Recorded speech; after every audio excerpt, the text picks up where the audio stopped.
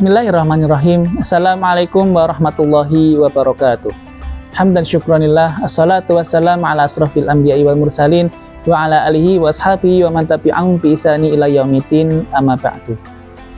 Pemirsa yang dirahmati oleh Allah Subhanahu wa taala, sering sekali di TV maupun di media sosial kita melihat dan membaca berita tentang saudara-saudara kita yang berada di Palestina, yang mereka sedang menderita kesusahan, kelaparan, penindasan, kemiskinan, dan lain sebagainya.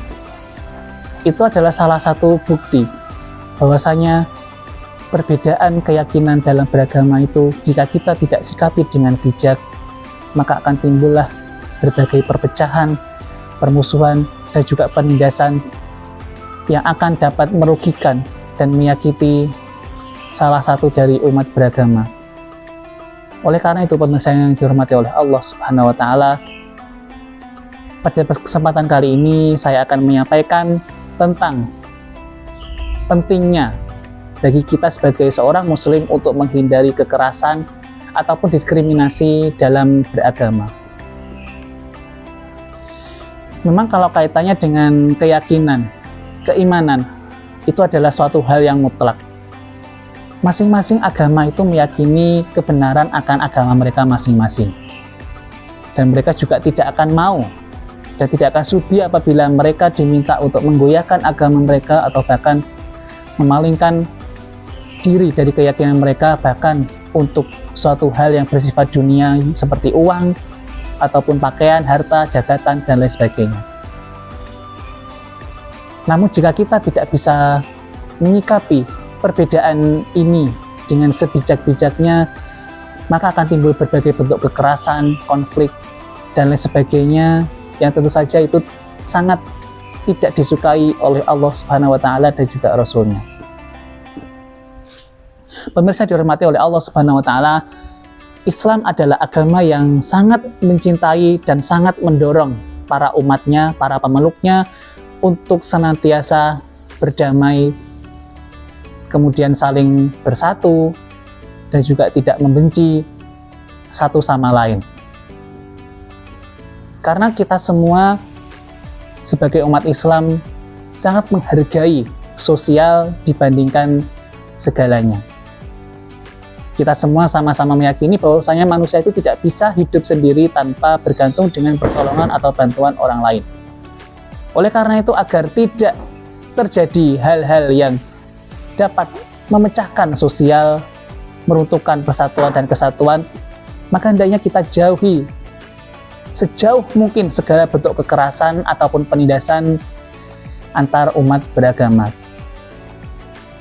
Mungkin di negara kita juga sering sekali terdengar berita akan penindasan atau diskriminasi antar umat beragama, yang mana agama mayoritas menindas agama minoritas.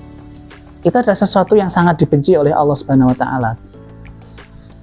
Apalagi kita sudah memahami tentang konsep moderasi beragama, khususnya seperti dalam surat Al-Kafirun ayat terakhir, lakum dinukum waliyadin, untukkulah agamaku dan untukmulah agamamu. Maka kita sebaiknya sama-sama berusaha untuk menjaga diri supaya kita tidak mencampuri urusan ataupun mungkin ibadah ataupun keyakinan dari orang lain.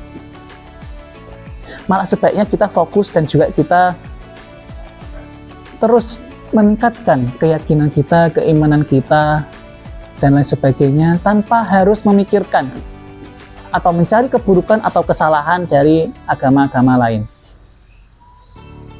Mari kita bersama-sama menjauhi segala bentuk kekerasan ataupun penindasan kepada umat beragama, baik secara fisik maupun secara verbal.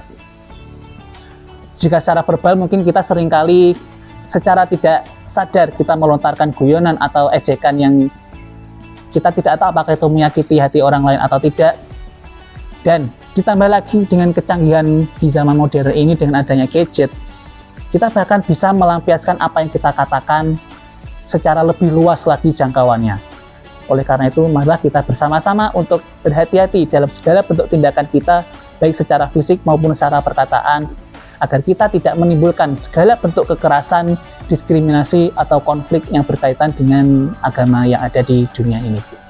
Semoga perdamaian dan juga kerukunan beragama yang ada di dunia ini senantiasa tetap terjaga dan terus terpupuk sampai akhir hayat, sehingga kita akan terjauhi dari segala bentuk permasalahan yang akan mengancam kerukunan beragama atau mungkin mengancam keyakinan dan keimanan kita. Itu saja yang bisa saya sampaikan, kurang lebihnya mohon maaf yang sebesar-besarnya.